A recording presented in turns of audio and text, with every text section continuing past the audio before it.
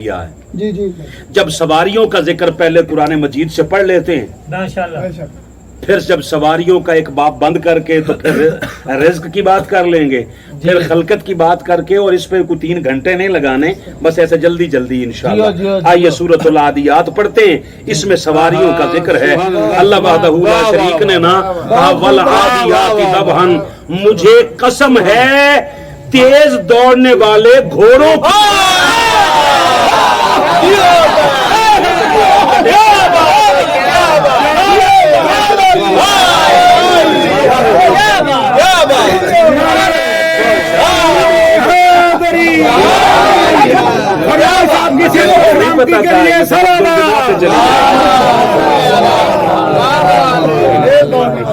آسان جی بات ہے، اس کا سوکھا جا طریقہ گھوڑے بیان ہوئے نے قرآن سے، اس کا سوکھا جا کام میں انہوں حافظ بناؤ۔ ہماری زبان میں نا، میں بلوچستان والوں کو اگر یہ بات سمجھاؤں تو مجھے زور دے کے سمجھانا پڑتا ہے۔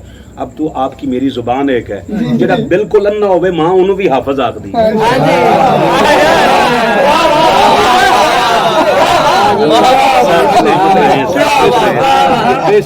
جنہوں ککھ نہ نگے آندا ہوئے نا، جنہوں جماندرو انا ہوئے، انہوں ماں پہ ہو حافظ تے پھر سارا محلہ حافظ جی، حالانکہ حافظ وہ ہے نہیں،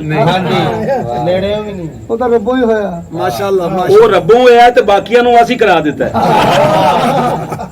ہم نے کہا حافظ ہو جاؤ، حافظ ہو جاؤ، حافظ ہو جاؤ، ہو جاؤ بھائی حافظ ہو جاؤ، مگر حافظ سمجھے گا نہیں، کیونکہ قرآن حفظ میں رہے گا، فکر میں نہیں آئے گا۔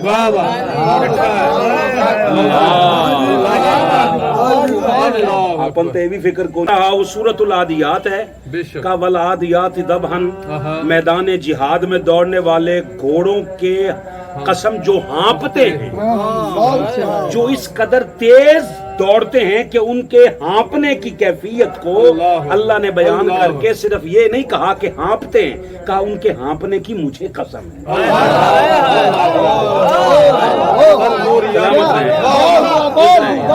فالموریات قدرا فالموریات قدحا، فرمایا وہی گھوڑے جب میدان سے نکل کر پہاڑوں پہ دوڑتے ہیں تو ان کے پیر جب لگتے ہیں نا پتھروں پر، اس میں کہ ان کی سموں میں سے جو چنگاریاں نکلتی ہیں، وہ کہتا ہے مجھے ان کی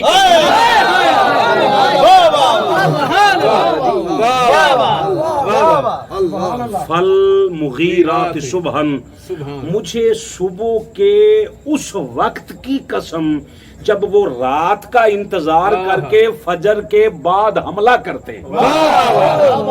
سبحان اللہ، تسی تو نہیں کیتا، کسے تا کیتا یو دی قسم ہے۔ سبحان اللہ۔ فَأَثَرْنَ بِهِ نَقْعًا، پھر اس حملے کی جگہ سے بھائی جان ایک بات کرنی ہے آپ سے، کیفیت بیان ہو گئی، میدان کی کیفیت بیان ہو گئی بھائی جان، میدان کی کیفیت بیان ہو گئی، پہاڑ پہ پتھر پہ اگر گھوڑے کے قدم آئے تو اس میں سے جو سم میں سے چنگاری نکلے اس کی کیفیت بیان کر دیجیے۔ اچھا پھر کہا اس وقت کی قسم جب وہ حملہ کرتے ہیں۔ اب اس آیت کو سنو گے تو قیامت تک دعا دو گے۔ فَأَثَرْنَ بِهِ نَقْعًا، جب وہ حملہ کرتے ہیں تو ان کے اس حملے کی وجہ سے جو گرد و غبار اڑتا ہے نا، اللہ کہتا ہے مجھے اس گرد و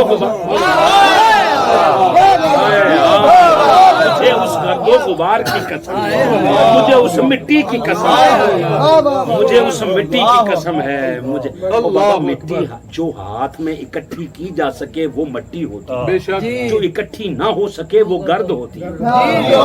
اللہ مٹی کی قسم بعد میں گرد کی قسم کھا رہا فَوَسَّطْنَ بِهِ جَمْعًا، اور پھر وہ اسی وقت دشمن کے لشکر میں جس قدر تیزی کے ساتھ گھس جاتے ہیں نا، ان کی اس تیزی کی مجھے قسم۔ یہ ساری آگے نہ کہا ان الانسان لربہ لکنود، بے شک انسان اپنے رب کا بڑا ناشکر ہے۔ کتنی باتیں کرنے کے بعد یہ شکر کہاں سے آ گیا؟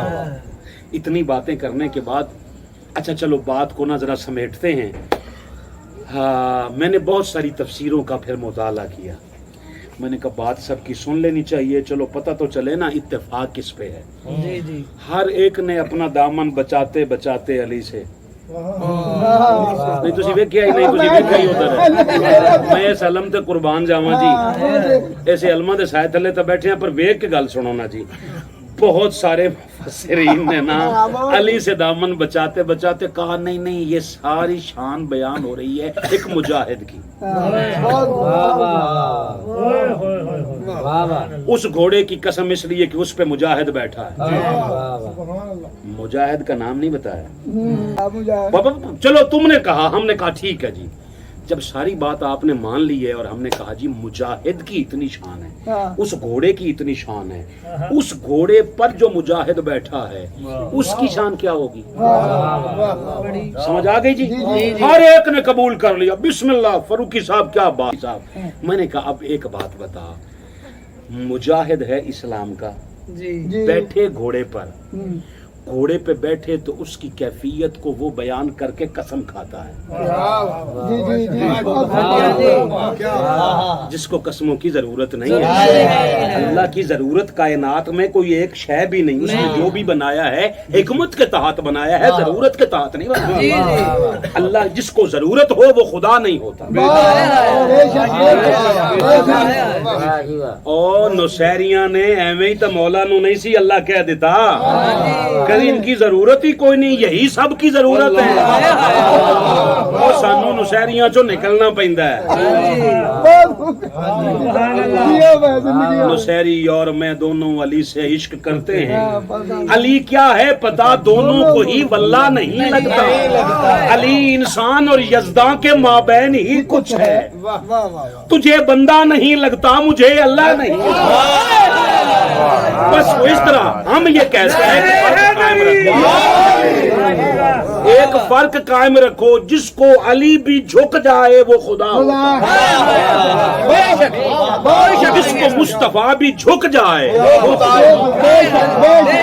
وہ نہیں جو خدا اور مصطفیٰ, ہم جو مصطفیٰ اور مرتضیٰ کو خدا کہیں نا. اللہ اکبر. میں نے کہا جب اتنی بات سمجھ میں آ جائے تو پھر سوچنا کہ جب گھوڑے پہ اس کا بندہ بیٹھے تو وہ قسمیں کھاتا ہے, اور اگر بیٹھنے والا بیٹھا ہی پشت نبی پہ ہو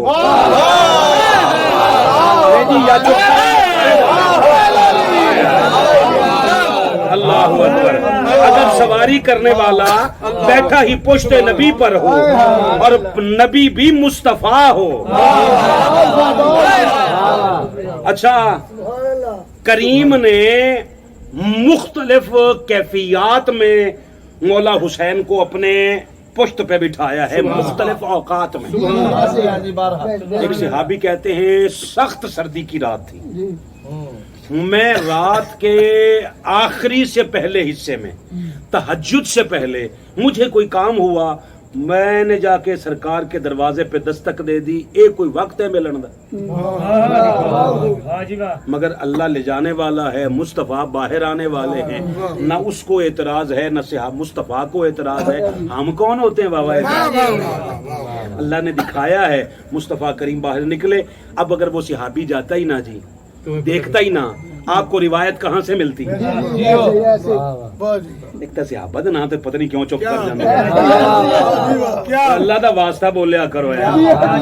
یہ الگ بات ہے کہ صحابی ہوتا وہی ہے جو بطول کے ساتھ سیدھا رہے, حال کے ساتھ سیدھا رہے, وہی صحابی. وہ صحابی سارے ہی ہمارے سر کے تاج ہیں.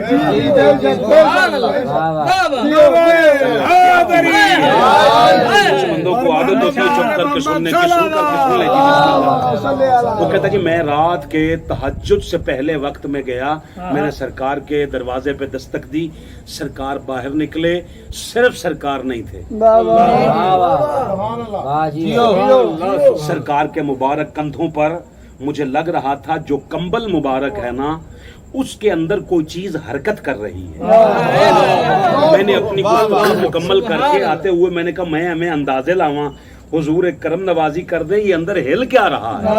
سرکار نے ہٹا کے دکھایا, ادھر حسن تھے ادھر حسین.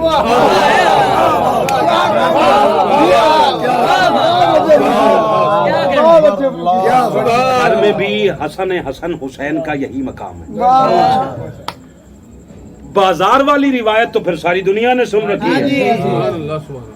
بازار سے گزر رہے تھے، حضرت عمر اس بات کے راوی ہیں، وہ سامنے نکل رہے تھے، سامنے سے آئے نا تو دیکھ کے نا نظر صرف سوار پہ نہیں سواری پہ پڑی. سوار سے مخاطب ہو کے فضیلت سواری کی بیان کر رہے ہیں، کہہ رہے ہیں واہ حسین تیرے مقدر پہ قربان، ایسی سواری. میں سواری پڑھ رہا ہوں نا قرآن. واہ حسین تیرے مقدر پہ قربان، تیری سواری کیسی ہے. اب سوار نہیں بولا، سواری نے کہا. سلامت رہو یار. مصطفیٰ کریم صلی اللہ علیہ وآلہ وسلم نے فرمایا عمر صرف سواری کو نہ دیکھ، یہ بھی تو دیکھ کہ سوار بھی کائنات میں سب سے بے مثال.